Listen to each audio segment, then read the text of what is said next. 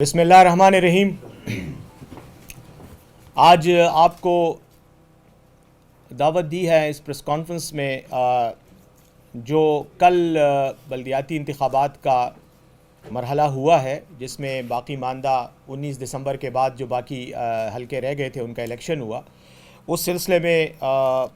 چاہتے تھے کہ آپ کے ساتھ بات چیت ہو۔ سب سے پہلے تو میں اللہ کا شکر ادا کرتا ہوں، اللہ کا شکر گزار ہوں کہ اس نے پاکستان تحریک انصاف کو کل کے انتخابات میں سرخرو کیا اور ہمارے کارکنوں کے اتحاد، کارکنوں کی طرف سے چلائی جانے والی منظم انتخابی تحریک کے نتیجے میں ہمیں فتح عطا کی۔ اور اس فتح میں خصوصی طور پر میں ذکر کرنا چاہوں گا ڈیرہ اسماعیل خان کے الیکشن کی، جہاں عمر امین گنڈاپور صاحب جو ہیں وہ ایک بہت بھاری اکثریت کے ساتھ کامیاب ہوئے ہیں۔ ڈیرہ اسماعیل خان کا حلقہ اس لیے بھی صوبہ خیبر پختونخوا کی سیاسی صورتحال میں اور تناظر میں اور پس منظر میں اہمیت رکھتا ہے کہ اپوزیشن کے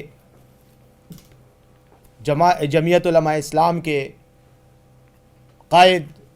کا یہ آبائی علاقہ ہے، ان کا گڑھ ہے، ان کا پاور بیس ہے۔ اس کے ساتھ ساتھ پاکستان پیپلز پارٹی کے امیدوار بھی ایک سیاسی پوزیشن رکھتے ہیں،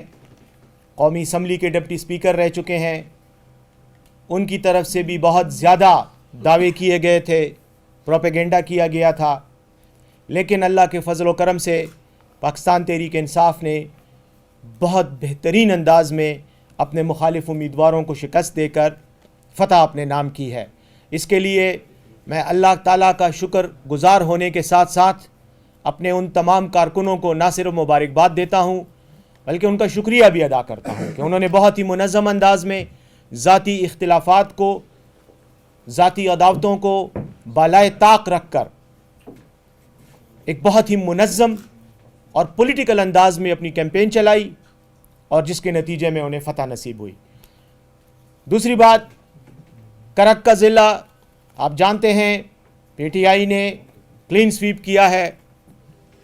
بنو سے ہم نے سیٹ جیتی ہے، باجوڑ سے سیٹ جیتی ہے، اور وہ جو پروپیگنڈا کیا گیا تھا 19 دسمبر کے انتخابات کے بعد کہ جیسے پی ٹی آئی کا خاتمہ ہو چکا ہے اور کچھ لوگوں نے بغلیں بجائیں، کچھ لوگوں نے ڈھول پیٹے اور یہ تاثر دیا کہ شاید پی ٹی آئی کی سیاست کو ان کی وجہ سے اب خاتمے کا دن دیکھنا پڑ رہا ہے، تو ان کی تمام امیدوں پر بھی اوس پڑ گئی اور ان کے تمام دعوے اور نعرے بھی کھوکھلے ثابت ہو گئے۔ 19 دسمبر کے الیکشن کے بعد بھی ہم نے بار بار یہ بات کی کہ پاکستان تحریک انصاف کو اس کے مخالف سیاسی پارٹیوں نے نہیں بلکہ تحریک انصاف کے اپنے جو اندرونی پارٹی اور تنظیمی اختلافات تھے، جس کے نتیجے میں بعض لوگ جو ٹکٹ ایلوکیشن کے عمل سے، کے پروسیس سے ناراض تھے، جو سمجھتے تھے کہ شاید پی ٹی آئی کا ٹکٹ ان کو ملنا چاہیے تھا، نہیں مل سکا، جس کی وجہ سے بدقسمتی سے کچھ لوگوں نے اپنے پارٹی کے کینڈیڈیٹس امیدواروں کے خلاف الیکشن لڑا۔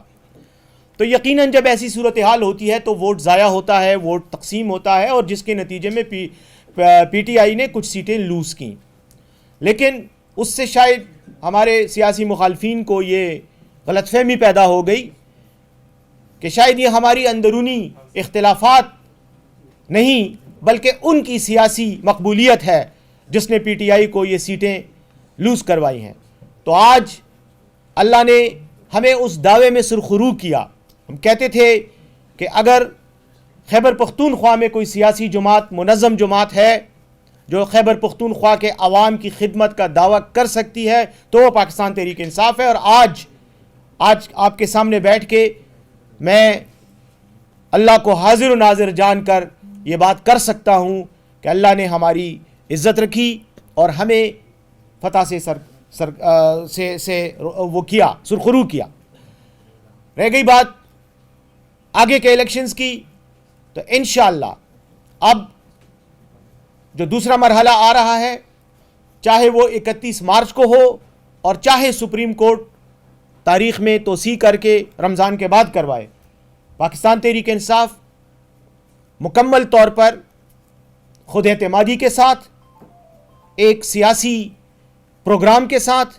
اور انتہائی منظم انداز میں کمپین چلا کر انشاءاللہ آنے والے مرحلے میں بھی انتخابات میں بہترین